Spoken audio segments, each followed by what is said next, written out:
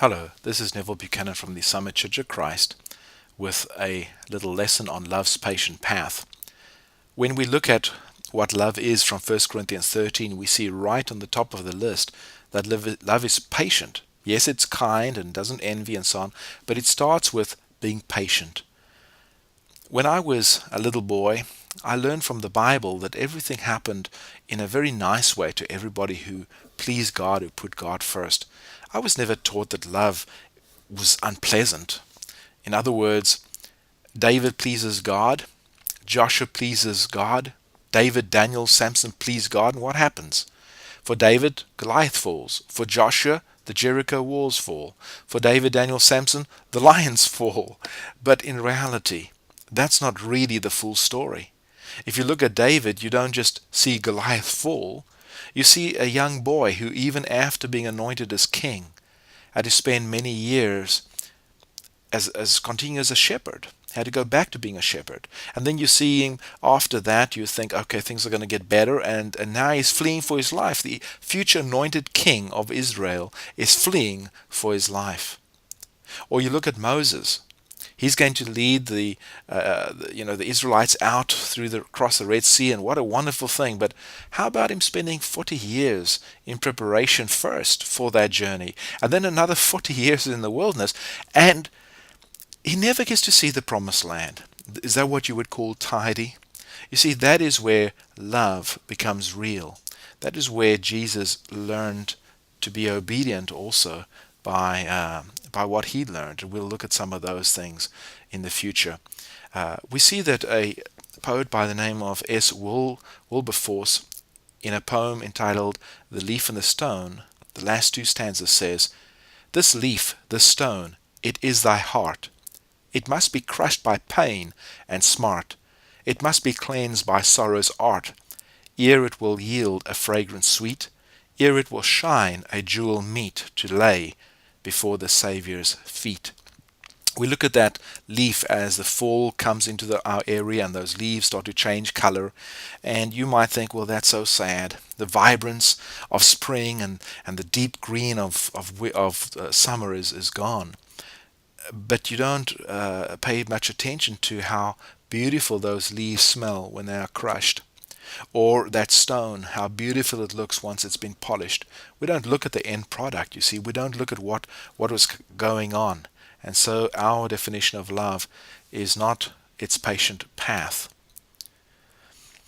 Love tarries in answering. If you look at John chapter 11 verse 6, reading from the English Standard Version, "So when he heard that Lazarus was ill," the first thing that we notice is that Jesus heard something about Lazarus. But he didn't answer immediately. And we are wondering why. Why doesn't he send out an answer? Why doesn't he say what's going on in his life?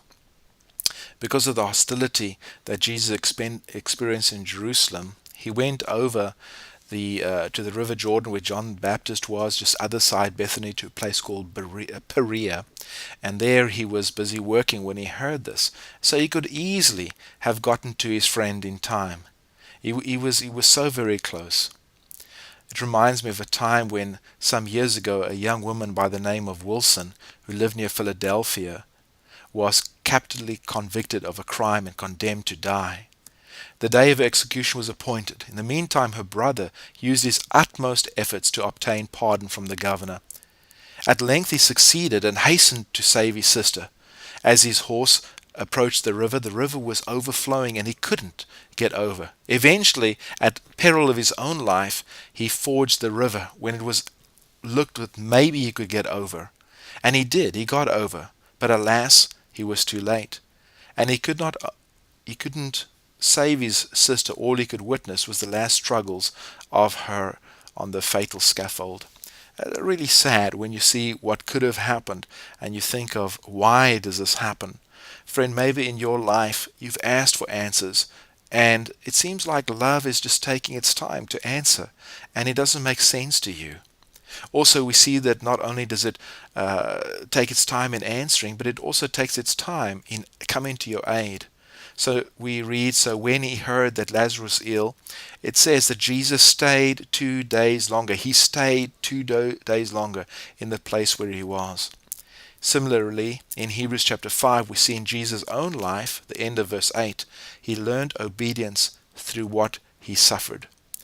We sing, "Oh, for a faith that will not shrink, though pressed by every foe, that will not tremble on the brink of any earthly woe." And yet, when our faith is tested, when we are pressed, do we realize that this could be part of God's perfect plan? Do we remain teachable? Society's definition of success is somebody who doesn't need to ask any questions, who knows all the answers. Yet a famous proverb says, "Whoever asks a question may appear to be a fool for the moment, but whoever fails to consistently ask questions will remain a fool for life."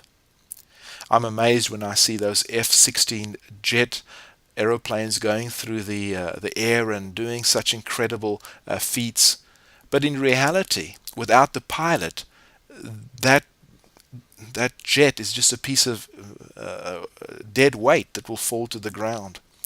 And so we see that obedience is the golden key to a life of joy and excellence, where we have somebody else who's the pilot, somebody else who's guiding what would otherwise just be a big piece of dust walking this earth in the form of a person. We also see that love tarries, but is aware. In verse 11, after saying these things, he said to them, "Our friend Lazarus has fallen asleep, but I go to awaken him." So here we have Jesus, who is very much aware of what has happened. The omniscient God never is unaware of our situations. It reminds me of the Native American weather chief who was asked, "What is the weather going to be?" Because he's the chief, you see. And he had no idea. He was born in modern society.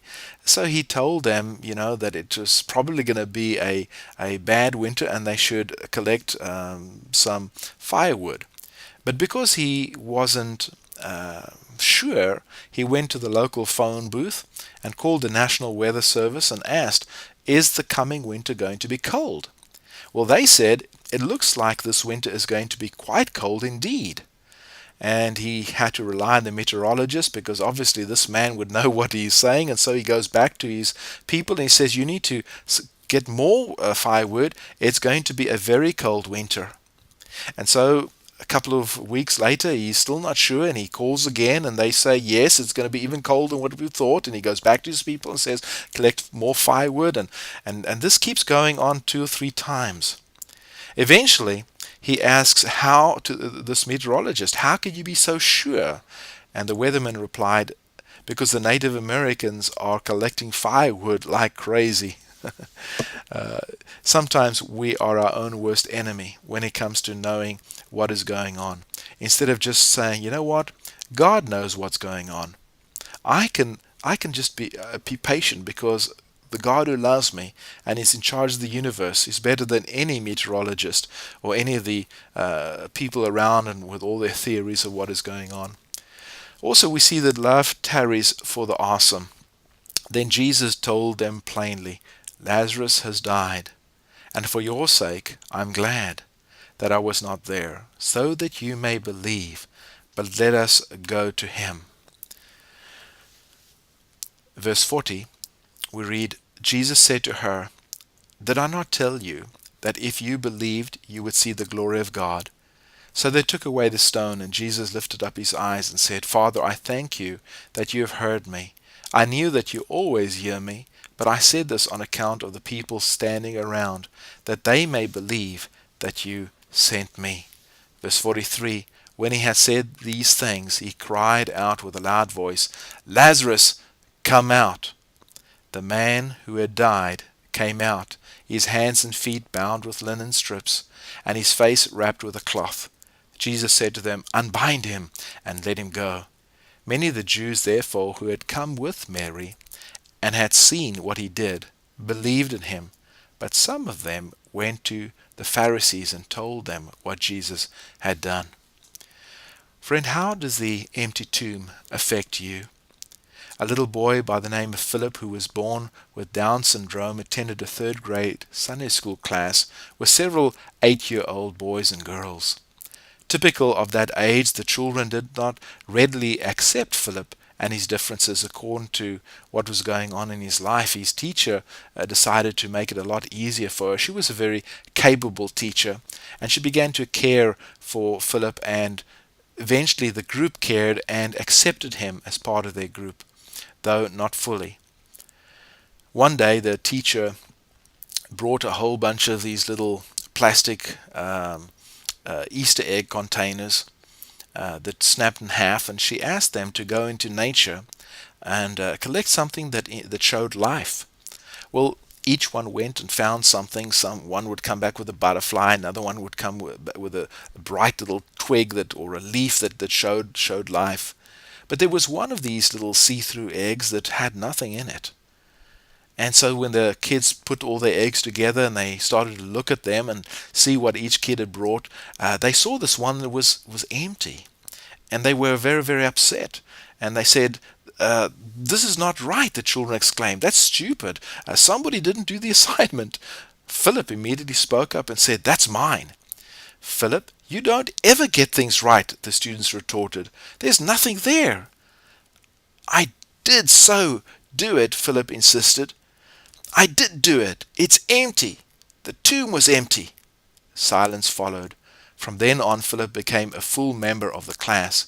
He died not long afterwards from an infection that most children his age would have shrugged off.